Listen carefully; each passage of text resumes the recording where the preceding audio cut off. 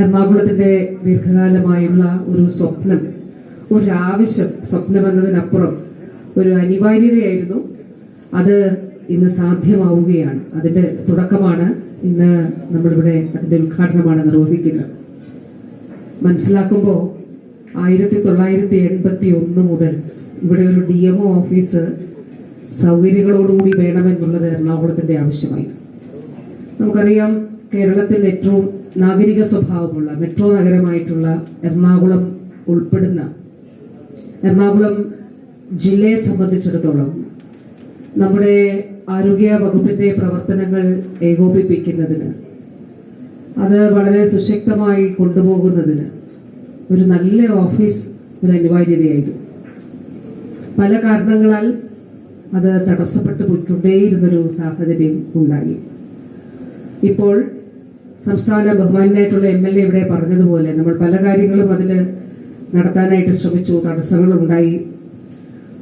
ഓരോ തവണ ഇവിടെ വരുമ്പോഴും DMO ഓഫീസിന്റെ കാര്യം നമ്മൾ ചർച്ച ചെയ്തു.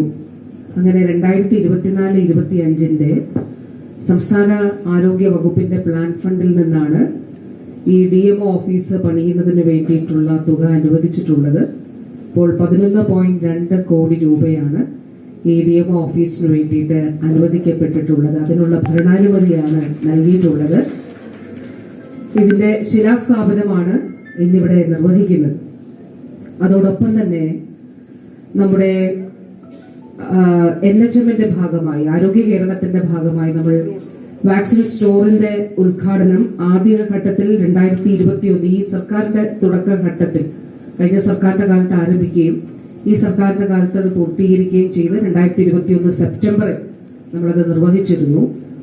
അപ്പോ അതിനൊരു എക്സ്റ്റൻഷൻ കൂടി, 3 നിലകൾ കൂടി ഇപ്പോൾ അതിൽ സാധ്യമാക്കിയിരിക്കുന്നു. ആ 3 നിലകൾ വരുമ്പോൾ ആരോഗ്യ കേരളത്തിന്റെ ഓഫീസ് കൂടി, അത് 3rd ഫ്ലോറിൽ, അത് വളരെ ഭംഗിയായിട്ട് അതുകൂടി സാധ്യമായിരിക്കുന്നു.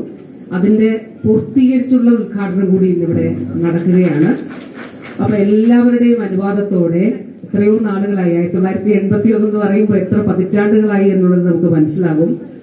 എത്ര പതിറ്റാണ്ടുകളായിട്ടുള്ള അക്ഷരാർത്ഥത്തിൽ എറണാകുളത്തിന്റെ ഈ ആവശ്യം, നമ്മുടെ DMO ഓഫീസ്, ഒരു ഓഫീസ് ഇല്ലാത്തപ്പോഴാണ് അതിന്റെ ഒരു പ്രശ്നം ഉണ്ടാവും. അപ്പൊ ഞാൻ ഓർക്കുന്നു, നമ്മുടെ കൊച്ചിക്കാരൻ കൂടിയായിട്ടുള്ള ശ്രീ മുഹമ്മദ് അനീഷ്, അദ്ദേഹം പ്രിൻസിപ്പൽ സെക്രട്ടറി ആയിരിക്കുമ്പോൾ നമ്മൾ ഇടയ്ക്ക് വേറൊരു വാടകയ്ക്കൊരു ഇതെടുത്ത് പോകുന്നതിന് വേണ്ടി ശ്രമിച്ചിരുന്നു. പക്ഷെ അന്നേരം അത് 4 ലക്ഷം രൂപ എന്തോ മറ്റുമാണ് വാടക വന്നത്. അപ്പൊ അത് PWD റേറ്റ്സിനൊക്കെ അത് ചേരുന്നതായിരുന്നില്ല.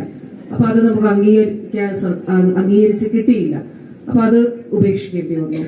അങ്ങനെ പരിമിതമായ സ്പേസിലാണ് വാസ്തവത്തിൽ ഇപ്പോൾ DMOയുടെ ഓഫീസിന്റെ പ്രവർത്തനം നടക്കുന്നത്.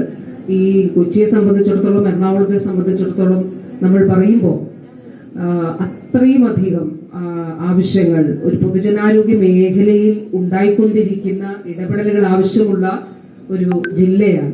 അപ്പൊ അതുകൊണ്ട് തന്നെ ഇത് ഈ അനിവാര്യമായിട്ടുള്ള ഒരു ആവശ്യം, അതിന്റെ നിർമ്മാണ ഉദ്ഘാടനം എല്ലാവരുടെ അനുവാദത്തോടെ നിർവഹിക്കുന്നതായി അറിയിച്ചുകൊള്ളുന്നു. അതോടൊപ്പം തന്നെ നമ്മുടെ റീജിയണൽ വാക്സിൻ സ്റ്റോറിന്റെ ആദ്യഘട്ടം ഞാൻ പറഞ്ഞു 2021 സെപ്റ്റംബറിൽ നമ്മൾ അത് ഉദ്ഘാടനം ചെയ്തു. ഇപ്പോൾ അതിന്റെ എക്സ്റ്റെൻഡഡ് ആയിട്ടുള്ള 3 നിലകളും, ആ 3ാമത്തെ നില ഫെബ്രുവരിയിൽ തന്നെ DPMന് ഓഫീസ് അവിടേക്ക് നമുക്ക് പ്രവർത്തനം മാറ്റാനായിട്ട് കഴിയും. അപ്പോ ആ പൂർത്തീകരിച്ച കെട്ടിടത്തിന്റെയും എക്സ്റ്റൻഷൻ പ്രവൃത്തികളുടെ കൂടി ഉദ്ഘാടനം ചെയ്ത് നാടിന് സമർപ്പിക്കുന്നതായി അറിയിച്ചുകൊള്ളുന്നു. നമുക്കറിയാം, ഈ ഒരു കാലഘട്ടത്തിൽ പരമാവധി അടിസ്ഥാന സൗകര്യ വികസന മേഖലയിൽ നല്ല മാറ്റങ്ങൾ കൊണ്ടുവരാൻ നമുക്ക് കഴിഞ്ഞിട്ടുണ്ട്. അതിന്റെ ഏറ്റവും നല്ല ഉദാഹരണമാണ് എറണാകുളം ജനറൽ ആശുപത്രി. നമ്മുടെ സൂപ്പർ സ്പെഷ്യാലിറ്റി ബ്ലോക്ക്, അതുപോലെ ഓങ്കോളജി ബ്ലോക്കൊക്കെ ഉൾപ്പെടെയുള്ള കാര്യങ്ങൾ, ഓപ്പറേഷൻ തിയേറ്ററുകളൊക്കെ ഉൾപ്പെടെ സാധ്യമാക്കിക്കൊണ്ട് എത്രയോ ആളുകൾ, സാധാരണക്കാരായിട്ടുള്ള ആളുകൾ നമ്മുടെ ഈ ആശുപത്രിയിലേക്ക് എത്തി ഇവിടെ ചികിത്സ തേടി സംതൃപ്തരായി മടങ്ങുന്ന സാഹചര്യമുണ്ട്. ഇതൊരു ജില്ലാ ആശുപത്രിയാണ്. നമുക്കറിയാം, നമ്മുടെ സംസ്ഥാനത്തെ ആദ്യത്തെ, ഒരു ജില്ലാതല, സംസ്ഥാനത്ത് മാത്രമല്ല രാജ്യത്തെ ആദ്യത്തെ ഹാർട്ട് ട്രാൻസ്പ്ലാന്റേഷൻ നടന്നത് എറണാകുളം ജനറൽ ആശുപത്രിയിലാണ്. അപ്പൊ അത് ഞാൻ ഇടയ്ക്ക് വന്നിരുന്നു. പ്രിയപ്പെട്ട ആ മകൾ, അവൾ ജീവിതത്തിലേക്ക് തിരിച്ചു വന്നുകൊണ്ടിരിക്കുന്നതിനിടെയാണ്. അപ്പൊ തലേ ദിവസം ഞാൻ ഡോക്ടർ ജോർജ് വാളൂരിനോട് സംസാരിക്കുമ്പോൾ ഡോക്ടർ എന്നോട് പറഞ്ഞത്, അന്ന് രാത്രി കാണുമ്പോൾ പറഞ്ഞത് പിറ്റേ ദിവസം പുസ്തകങ്ങൾ കൊണ്ടുവരണം എനിക്ക് വായിക്കുന്നതിന് വേണ്ടി എന്നുള്ളതാണ്. അപ്പോൾ സാധാരണ നിലയിൽ ഭക്ഷണം കഴിച്ച് എല്ലാവരുമായും സംസാരിച്ച് പുസ്തകങ്ങൾ വായിച്ച് അവൾ സന്തോഷത്തോടെ ജീവിതത്തിലേക്ക് കടന്നു വരുന്നതിനിടെയാണ് അപ്രതീക്ഷിതമായി വേർപാടുണ്ടായത്. അത് വളരെ ദുഃഖകരം ആയിട്ടുള്ള ഒരു കാര്യമാണ്. പക്ഷേ എറണാകുളം ജനറൽ ആശുപത്രി ടീം എടുത്തിട്ടുള്ള ഒരു പരിശ്രമം അത് ചരിത്രമാണ്.